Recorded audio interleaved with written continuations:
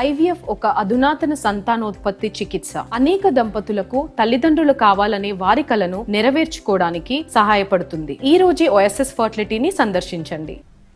ప్రభుత్వ నిర్వాహకం వల్లే Sunkisala reservoir wall కుప్పకూలిందని ఆరోపించారు మాజీ మంత్రి కేటీఆర్. ప్రభుత్వ నిర్లక్ష్యాన్ని కప్పిపుచ్చుకునేందుకే వారం రోజులు దాచిపెట్టారని ఆయన మండిపడ్డారు.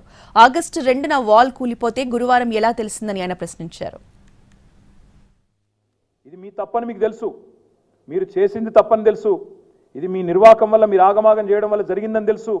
ఇంజనీర్లు చెప్తా ఉన్నారు, వద్దనంగా ఆగమాగం పనులు స్టార్ట్ చేసి వద్దనంగా గేట్లు బిగించారు సార్. ఫుల్ ఫ్లో వస్తుంది, వరద వస్తుంది అని చెబితే వినకుండా ఇవాళ తొందరగా పూర్తి చేయాలని చెప్పి మాకు ఆదేశాలు పైనుండి వచ్చినాయి.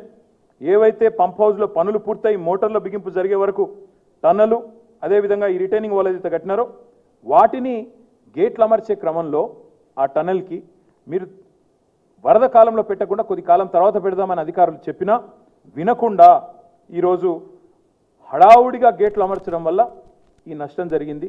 మొత్తం ఆ వీడియోలో మీకు చూపెడదాం అనుకున్న వీడియో కూడా మీరు అందరు చూసే ఉంటారు, సోషల్ మీడియాలో ఇప్పటికే